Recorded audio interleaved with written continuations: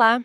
Hoje a gente vai mergulhar nos trechos bem legais de A Arte Perdida de Caminhar, do Geoff Nicholson.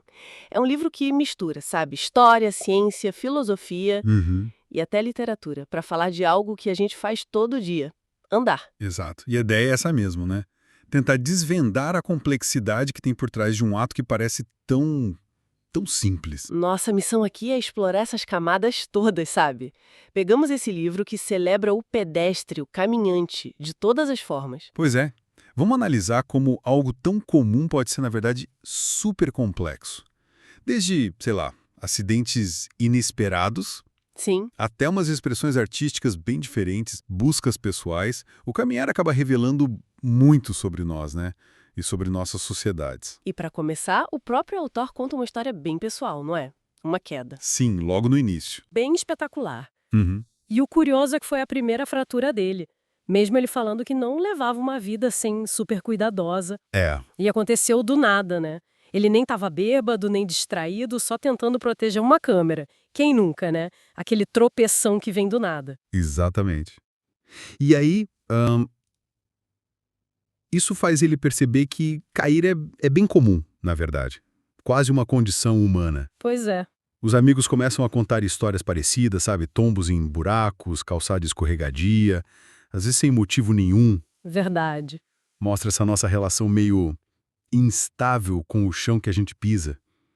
E não é de hoje, né? Figuras históricas, tipo Thomas Jefferson, Jean-Jacques Rousseau, também tiveram quedas sérias, fraturas, enquanto caminhavam. Nossa. Revela uma fragilidade que, no fundo, a gente compartilha. E essa vulnerabilidade física, o livro aponta isso bem, pode levar a um abalo emocional forte, inesperado. Com certeza. O autor sentiu isso e ele até cita o Oliver Sacks, né? Hum. Que descreveu aquele trauma psicológico depois de quebrar a perna, fugindo de um touro. Isso, na Noruega, numa história e tanto. Mesmo sendo médico, a experiência mudou totalmente a percepção dele sobre o próprio corpo, sobre ser vulnerável. Uhum. E essa vulnerabilidade física que a gente está falando não é a única camada surpreendente disso tudo, né? O caminhar também abre espaço para o excêntrico, Ah, sim. para umas formas de estar no mundo que desafiam o normal. O livro traz uns exemplos ótimos. Sim, fala de gente que anda só à noite, ou pelada, ou por milhares de quilômetros. Eu fiquei particularmente intrigada com aquele artista, o Mudman, Ah, o Mudman. que anda por Los Angeles todo coberto de lama, com uma estrutura nas costas, uma meia na cabeça.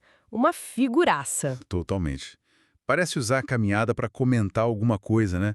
Sobre natureza e cidade, ou talvez a invisibilidade urbana, sei lá. E essa figura dele contrasta tanto com a imagem que a gente tem de Alê, né? A cidade antipedestre, a cidade do carro. Exato.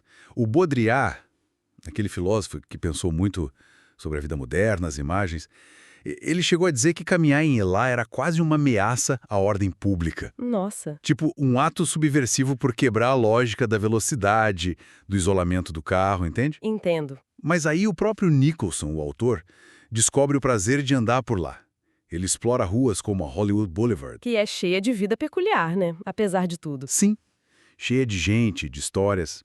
Acaba desmentindo um pouco esse mito da cidade impenetrável a pé. É fascinante isso, como caminhar vira essa plataforma. Seja para o Mudman, seja para outros. Eu penso nos fotógrafos de rua, tipo Bruce Gilden, Ah, sim, em Nova York. que chega super perto das pessoas, agressivamente quase, com o flash na cara. Parece que ele está extraindo a essência da pessoa ali, na marra. É uma interação bem visceral, né? Quase performática com o ambiente urbano. E isso só é possível a pé. Exato. E essa intensidade na observação, essa forma de interagir com o mundo caminhando, nos leva para outra dimensão importante.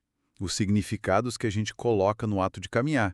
Não é só ir de um lugar para o outro. Com certeza não. Pode ter um peso espiritual, né? Como naqueles labirintos de meditação, Os labirintos. onde o caminho é único, sinuoso e te guia numa jornada para dentro. Ou até em prisões, como uma metáfora para andar na linha, seguir o caminho certo. Pois é. E também pode ser um ato político fortíssimo.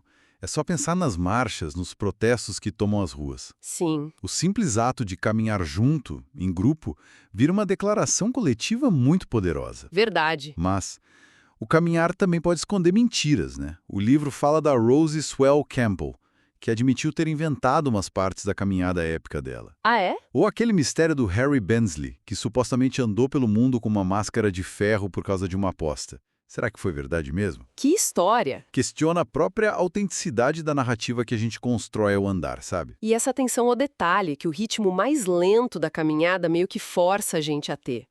Não é só filosófica ou artística. Às vezes gera resultados bem práticos, né? Exato. A invenção do velcro é o exemplo perfeito disso. É mesmo. O George de Mestral, ele teve a ideia observando numa caminhada nos Alpes como aqueles carrapichos grudavam na roupa dele e no pelo do cachorro.